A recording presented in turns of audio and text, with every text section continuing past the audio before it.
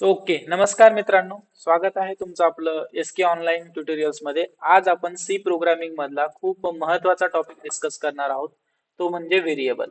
मागच्या व्हिडिओमध्ये आपण कॉन्स्टंट डिस्कस केले होतं. त्यावेळेस मी तुम्हाला सांगितलं कॉन्स्टंट म्हणजे असा नंबर ज्याची व्हॅल्यू चेंज होऊ शकत नाही, आणि व्हेरिएबल म्हणजे अशी गोष्ट ज्याची व्हॅल्यू व्हॅरी होऊ शकते. त्याच्या नावामध्येच आहे व्हॅरी. ओके, व्हॅरी चेंज होत राहणे. सो आपण कॉन्स्टंट मागच्या व्हिडिओमध्ये डिस्कस केले. तर व्हेरिएबल हे आपलं मॅथ पॉइंट ऑफ व्ह्यू ने झालं, तर प्रोग्रामिंग पॉइंट ऑफ व्ह्यू ने व्हेरिएबल म्हणजे काय ते आज आपण या व्हिडिओमध्ये समजून घेऊया.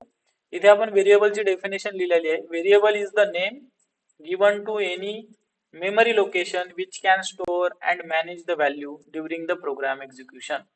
ओके, म्हणजे काय की व्हेरिएबल एखाद्या लोकेशनला, मेमरी लोकेशनला दिलेलं नाव, ज्याच्यामध्ये आपण व्हॅल्यू स्टोअर करणार आहे किंवा तिथून मॅनिप्युलेट किंवा मॅनेज करणार आहोत व्हॅल्यू किंवा ऍक्सेस करणार आहोत.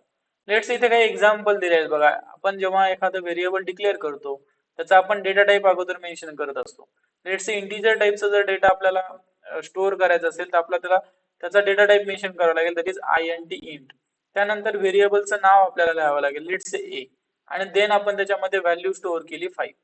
आता बॅकएंडला काय होत असतं की मेमरीमध्ये जिथे कुठे स्पेस असेल त्या स्पेसला हे ए नाव अलर्ट होते. मेमरी लोकेशनला, त्या लोकेशनला नाव काय अलर्ट होते, ए. आणि ए मध्ये जर तुमचा डेटा टाइप काय असेल इंटिजर, ते इंटिजर आपल्याला माहिती आहे 2 बाईट किंवा 4 बाईट स्पेस घेतो स्टोअर होण्यासाठी.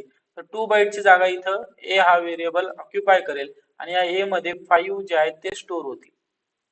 ओके, सो व्हेरिएबल काय आहे, repeat once, it is the name given to a memory location which can store, हे शब्द खूप महत्वाचे, which can store and manage the value during the program execution.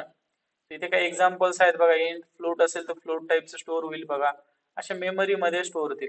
Generally आपले variable programme चालू असताना जर ऑटो क्लास असेल किंवा मोस्ट ऑफ द टाइम कुठे स्टोअर होतात तर रॅम मध्ये, that is random access memory, primary memory. So note, variables are used to store the data temporarily in primary memory. Okay, variables कशासाठी यूज होतात, data store करण्यासाठी temporary memory मध्ये, और temporary in the primary memory, sorry, that is RAM, random access memory. ही primary memory असते आपली, आणि due to which variable automatically deleted when the program execution is completed. जेव्हा आपला प्रोग्राम एक्झिक्यूट होईल तेव्हा ते ऑटोमॅटिकली डिलीट होत असतात. Variable can store different value at a different time during the execution of program. म्हणजे वेगवेगळ्या व्हॅल्यूज व्हेरिएबल स्टोअर करू शकता. लेट्स इथे एक एक्झाम्पल घेतलं आपण, int a equal to 5, b equal to 10, c equal to 15, d equal to 4.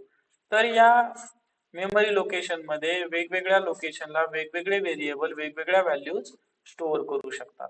Okay, a ची value let's say 5, b ची 10, असं ते स्टोअर करत जाईल. सो आय होप तुम्हाला व्हेरिएबल म्हणजे काय कळालं असेल, व्हेरिएबलचं काम काय आहे ते तुम्हाला कळालं असेल.